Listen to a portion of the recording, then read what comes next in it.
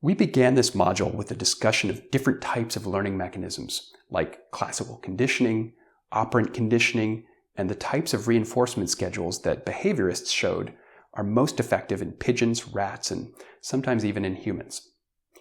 However, all this talk of learning and reinforcement might lead you to think that Skinner won the day, and that babies are putty to be sculpted by their parents and society at large. Well, although on a small scale lots of developmental scientists will agree that behaviorist methods can be useful to consider, very few would think that we should be trying to sculpt our children like cats in a puzzle box.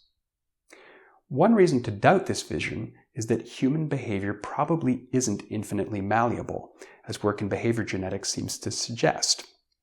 There's lots of plasticity in human behavior, but also some real persistent individual differences that probably won't disappear with extensive training. A second reason to doubt Skinner's vision is that humans and other animals learn in many, many ways that aren't described by behaviorist models. As we'll discuss shortly, human babies come to the world with all kinds of innate expectations that shape how they process information and that causes them to learn different kinds of information in different ways and on very different timelines. Young children are expert language learners, far better than adults, but much worse at other basic skills like solving a jigsaw puzzle, identifying rhyming words, or searching for a lost object in a systematic way.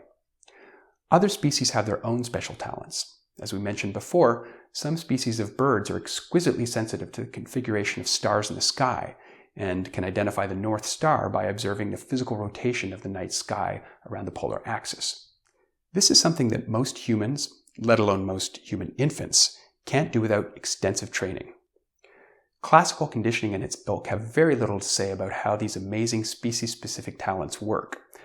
One reason why behaviorism declined in the 1960s and was replaced by a more diverse approach, where different types of cognitive abilities were studied in different ways, appealing to different kinds of mental representations and different kinds of learning mechanisms. However, there's yet another way that Skinner and company got things wrong, which touches as much on the philosophy of parenting as on the science itself. And this is that many of life's most important lessons don't come from instruction or training at all, but instead come from exploration and play. Probably the best articulation of this idea comes from renowned developmental scientist Alison Gopnik at the University of California, Berkeley. I had the chance to sit down with Professor Gopnik to discuss this idea and her new book entitled The Gardener and the Carpenter. In this book, Gopnik argues that parents should take on a role that's more like a gardener, providing the basis for the child to grow safely and explore, rather than that of a carpenter who tries to shape the child with a particular outcome in mind. To begin our conversation, I asked Dr. Gopnik about this and how she sees the role of parents in the child's development. Well, the picture that comes out of the word parenting, which is a relatively recent word, only in the end of the 20th century, is that parents shape their children to come out a particular way. And that's very different from the picture that comes out of the science. What science suggests is that what parents do, what being a parent or caring for a child is all about, is creating a safe, protected, rich space in which children can explore new possibilities, do unexpected things, be variable, be unpredictable. So even if you could accomplish the parenting picture of shaping your child to come out a particular way, you would have defeated the whole point of being a parent from an evolutionary point of view by doing that. So, as we noticed earlier in this class, Gopnik seems to think that our current idea of parenting is a pretty recent one, and maybe not the one that we should be adopting. I asked her next how this maps onto her metaphor of the parent as gardener versus carpenter. Well, another way of articulating this difference between a parenting picture and being a parent, on the parenting picture,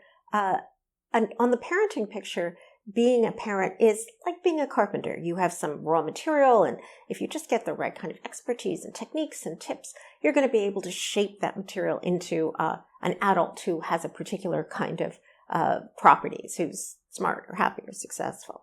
And that's very different from the picture that comes out of being a gardener, where when you're a gardener, what you want to do is to create a flexible ecosystem. You don't know exactly how it's going to turn out, but you want to create a system that has enough variability and possibility and diversity so that some some flower or other is going to succeed, is going to bloom, and the entire system can change as the things around it change. Clearly, Gopnik has been reading the same books that we have. Her idea of the carpenter sounds a lot like what the behaviorists Skinner and Watson had in mind.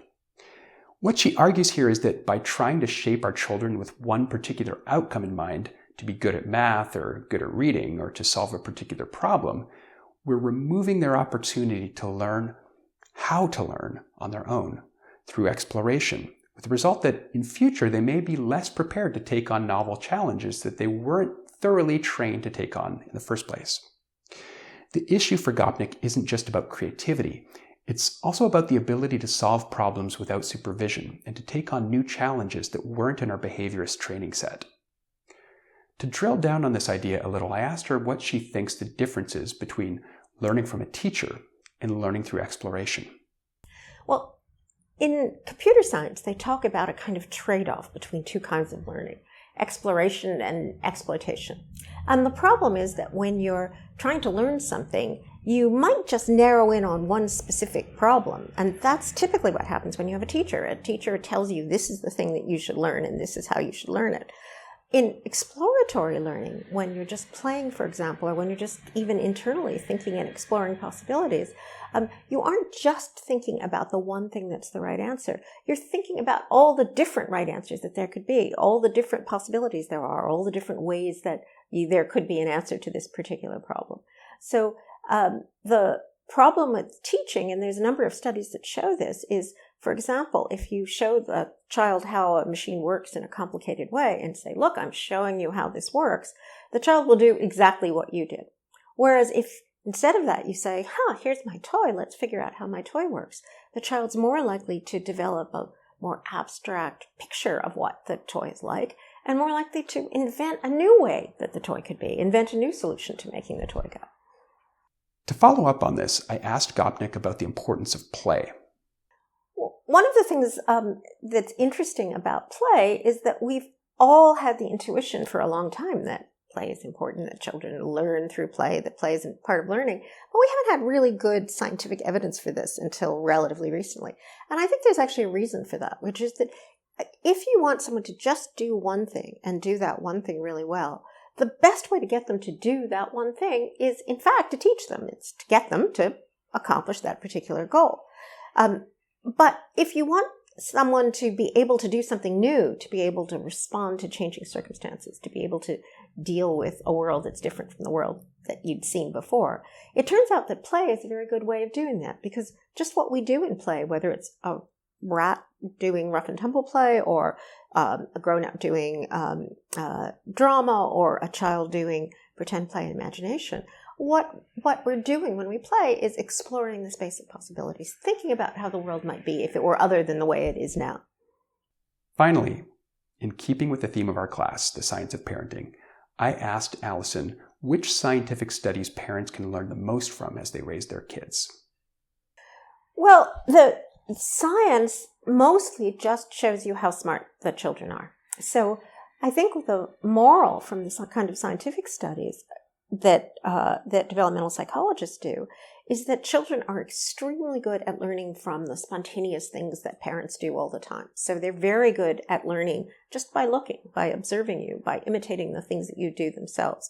They're very good at figuring out your values and your traditions and your rituals just by watching the things that you do. And the kind of ironic thing is that when you're sitting down intentionally to try to teach your children to do something, you may be doing a worse job of letting them learn than when you simply let them hang out with you and see the things that are important to you, see the things that you do every day.